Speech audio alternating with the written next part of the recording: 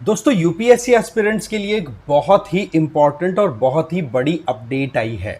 जहां पर जब भी हम एग्जाम सेंटर में जब जाते हैं, एग्जाम हॉल में एंट्री करते हैं, तो उस टाइम पर आपको पता है कि हमारा एक प्रॉपर आइडेंटिटी वेरिफिकेशन किया जाता है।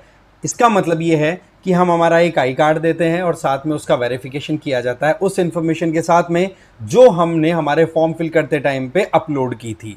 लेकिन अब इस चीज को और थोड़ा ऑटोनॉमस और थोड़ा ऑटोमेटिक करने के लिए यूपीएससी ने कदम उठा लिया है। और उसकी अगर हम बात करें तो वहां पर आप देखोगे कि यूपीएससी ने ये डिसाइड कर लिया है कि जितनी भी एग्जाम्स कंडक्ट होती है, चाहे फिर वो सिविल सर्विस एग्जामिनेशन हो, एनडीए का एग्जाम हो या दूसरे फर्दर जो भी एग्जाम्स कंडक्ट कराए जाते हैं, वहां पर अब यूपीएससी ने डिसाइड किया है कि वो फेशियल रिकॉग्निशन जो टेक्निक होती है उसका यूज करेगा।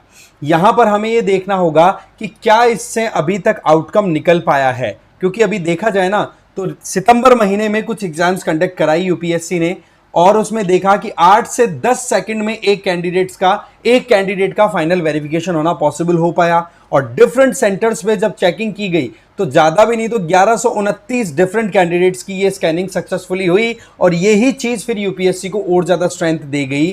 अब क्या है कि इस चीज को ऑटोमेटिक बनाने के लिए आर्टिफिशियल इंटेलिजेंस बेस्ड टूल्स का यूज किया जाएगा। तो हम इसको पूरा डिटेल में समझेंगे काम कैसे करेगा और अभी तक किन किन चीजों पे यूपीएससी ने इसको अप्लाई कर दिया है। लेकिन आगे बढ़े उससे पहले आप मुझे फॉलो कर सकते हो उस क्यूआर कोड को स्कैन करके टेलीग्राम पर। और PWOnlyIAS की तरफ से जो हिंदी दिवस के ऑफर्स चल रहे हैं ना, वो अभी भी कंटिन्यू है और आप लोगों के लिए एक्सटेंड करते हुए डेट मतलब बढ़ा दी गई है। और इसमें आप देख लो 70% तक का आपको जितने भी हमारे हिंदी कोर्सेज हैं उन पे ऑफ दिया जा रहा है। ज़्यादा कुछ नहीं करना है, आपको लिंक है वो डिस्क्रिप्शन बॉक्स और पिन कमेंट में दिया हुआ है, वहां जाके ज्वाइन कर सकते हो।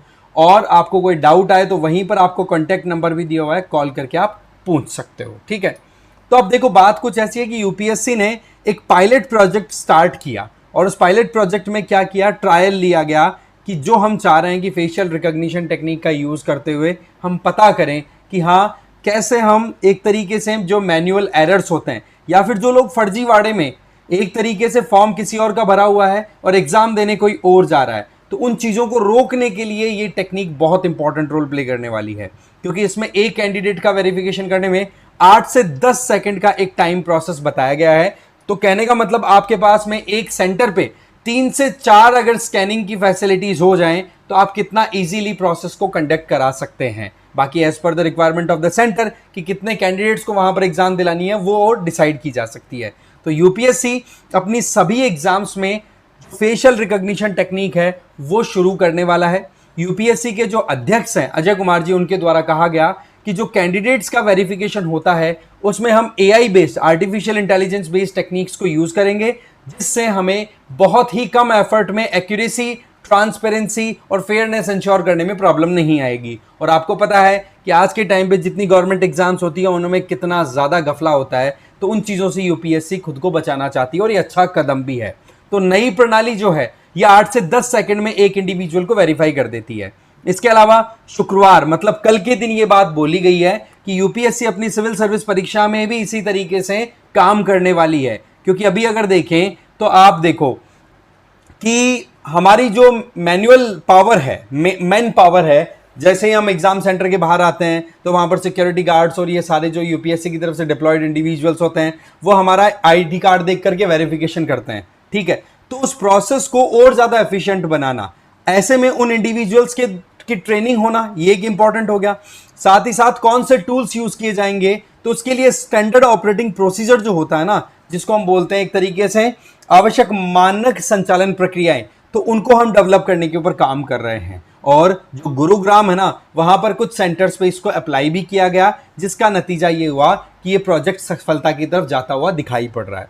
वैसे अभी देखा जाए तो अभी तक 1129 कैंडिडेट्स को स्कैन करके उनका वेरिफिकेशन किया गया। कब? अभी 2025 में जो एनडीए का एग्जाम हुआ, ठीक है, नेवल एकेडमी का एग्जाम हुआ 2025 में, सीडीएस का एग्जाम हुआ 2025 में जो 14 सितंबर को हुआ था, उसमें ये डिफरेंट सेंटर्स पे अप्लाई किया गया था एक ट्रायल के तौर पे, पायलट प्रोजेक्ट के तौर पे। इसमें क्या होगा कि एक इंडिविजुअल कैमरे के सामने जैसे ही आएगा तो उसकी जो इमेज है उसकी जो आप कह सकते हो जो फेशियल रिकॉग्निशन से रिलेटेड जो इन्फॉर्मेशन है वो वेरीफाई की जाएगी, जो आपने ऑलरेडी अपने फॉर्म फिल करते टाइम पे डिटेल्स डाली थी उनके साथ में, और जैसे ही ये चीजें मैच कर जाएंगी तो आपको अप्रूव कर दिया जाएगा। तो यहां पर एक ट्रांसपेरेंसी वाला एक अगला कदम हमें बढ़ता हुआ दिखाई पड़ रहा है।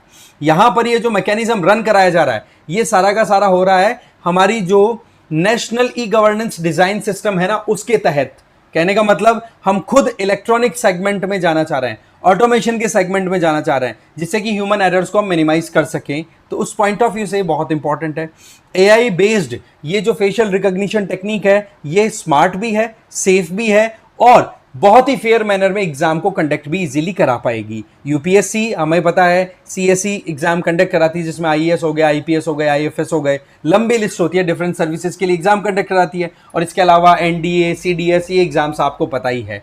तो कहने का मतलब यूपीएससी के जो रिसेंट टाइम में कई एलिगेशंस का जो सामना किया गया है यूपीएससी के द्वारा, उनको टैकल करना एक बहुत जरूरी बात हो जाती है, क्योंकि ये एक कॉन्स्टिट्यूशनल पोजीशन पे बैठे हुए इंस्टीट्यूशन की हम बात कर रहे हैं, और वहां पर सवाल उठे कि यूपीएससी में तो घफले होते हैं, यूपीएससी में तो देखो किसी की एग्जाम कोई दूसरा देने चला जाता है। इन बातों को टैकल करना बहुत जरूरी है, क्योंकि पब्लिक ट्रस्ट सबसे इंपॉर्टेंट होता है किसी भी इंस्टीट्यूशन की अगर हम बात करें, और वो भी पब्लिक इंस्टीट्यूशन हो तो।